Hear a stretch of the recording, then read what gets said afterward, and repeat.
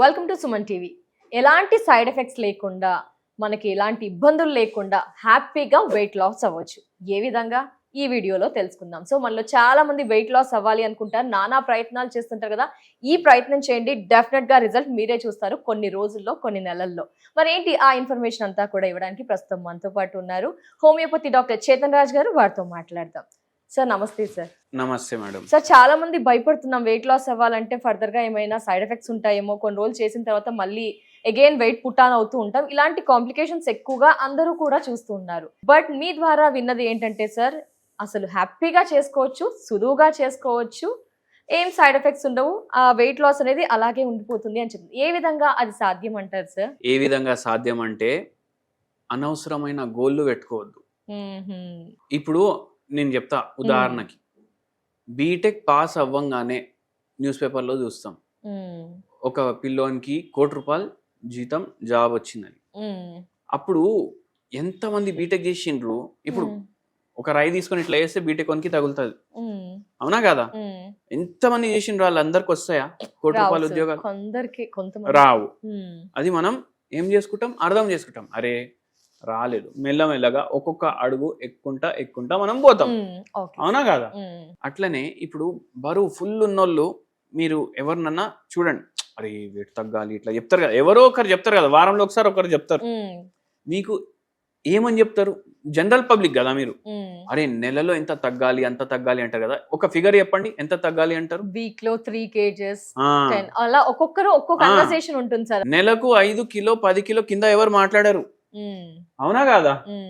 ఇప్పుడు 5th floor నుంచి కిందికి దిగాలంటే ఎట్లా రావాలి? కిందికి స్టెప్ బై స్టెప్, 4th స్టెప్లు దిగుకుంటా రావాలి. అక్కడ నుంచి దుక్తే ఏమైతుంది, చచ్చిపోతాడు కదా, మనిషి చచ్చిపోతాడు కదా. అవును. మనం టార్గెట్ కూడా అట్లనే పెట్టుకోవాలి. ఫస్ట్ 5th ఫ్లోర్ నుంచి 4th ఫ్లోర్ కి రావాలి మనం, అవునా కదా? మీరు 5th ఫ్లోర్ నుంచి 4th ఫ్లోర్ కి వస్తే ఫిజికల్ యాక్టివిటీ కూడా అయితే బరువు కూడా దిగుతారు. అవును సార్. 4th నుంచి మళ్ళీ 3rd కి రావాలి. ఏమైపోయింది, మెల్లమెల్లగా బరువు కూడా తగ్గుతుంది. అయితే ఫస్ట్ ఇట్లా ఏదైతే సాధ్యం ఉండొచ్చు, సాధ్యం.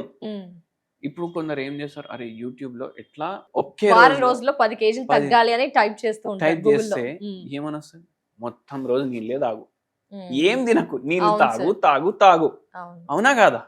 అప్పుడు ఏమైపోతుంది, బాడీకి సరైన న్యూట్రిషన్ పోదు, కిడ్నీల మీద ప్రభావం పడుతుంది, లివర్ మీద ప్రభావం పడుతుంది, మీకు ఎలక్ట్రోలైట్ ఇంబ్యాలెన్స్ అవుతుంది, అవునా కాదా? అవును సార్. అయితే సైంటిఫిక్ గా పోకుండా ఏమైపోతుంది అంటే మీరు మీ శరీరంని నష్టం చేస్తున్నారు, అవునా కాదా? అయితే మీరు టార్గెట్ పెట్టుకోండి, నెలకు కిలో, అంతకంటే ఎక్కువగా కూడా ఆలోచించకూడదు సార్. దానికన్నా ఏమన్నా 200 గ్రాములు ఎక్కువ వచ్చినా అది బోనసే కదా. అదే మీరు నెలకు కిలో పెట్టుకోండి. ఓకే. మళ్ళా దాని తర్వాత ఏం చేయండి అంటే, మీ ఇంటి కాడికి దగ్గర ఉన్న హోమియోపతి దుకాణాలు ఉంటాయి, మెడికల్ దుకాణాలు. హోమియోపతి మెడికల్ దుకాణంకి పోయి నాకు ఫైటో లెక్క బెర్రీ 0/3 పొటెన్సీ అంటే దాని పవర్ మందుది 0/3 పొటెన్సీ నాకు మీరు ఇవ్వండి. ఎంతకి నెలకు సరిపడా తీసుకోవాలా సార్? నెలకి సరిపోయినంత తీసుకోండి. పొద్దుగాల 10 గోళీలు, పొద్దుమికి 10 గోళీలు, దానికి క్యాప్ ఉంటుంది, దాంట్లో వేసుకొని తినేసేయండి, చేతితోటి ముట్టుకోవద్దు దాన్ని. Okay sir. అది మీరు చేస్తారు. దీంట్లో ఏం ప్రాపర్టీలు ఉంటాయంటే, మెటబాలిక్ యాక్టివిటీ మంచిగా అయ్యేటట్టు ఉంటాయి, బరువు తగ్గడానికి కూడా హెల్ప్ అవుతుంది. ఇది మీరు చేయండి. మళ్ళీ దాని తర్వాత ఏం చేయండి అంటే, మీరు ఎంత తినాలనిపిస్తే దానికి సగం తినండి. 7-8-10 దోశలు తినేటోళ్ళు కూడా ఉంటారు, అవును సార్, ఇంటికాడ తింటే. బ్రేక్ఫాస్ట్ హెవీగా చేయాలని అది మైండ్ లో పెట్టుకొని 5 దోశలు తినే అవసరం లేదు. హోటల్కి వెళ్తే ఎన్ని తింటారు చెప్పండి మీరు? ఒక్కటి. ఎందుకు, అరే ఇంకా తింటే వాడు అనుకుంటా దిష్టి పెడతాడు వాడు, అరే నేను ఇంత తింటున్నా, బిల్ కూడా. అదే ఇంట్లో ఆలోచించాను కదా, అన్లిమిటెడ్ ఫుడ్ ఇంట్లో. 4 తినాలనిపిస్తుంది అనుకోండి, ఇంత చిన్న దోశలు 2 తినండి. డెఫినెట్లీ. అరే ఆకలి అయితే నీరసం అయిపోతుంది, చచ్చిపోతా నేను అనేసి చాలా మందికి థాట్లు వస్తుంది.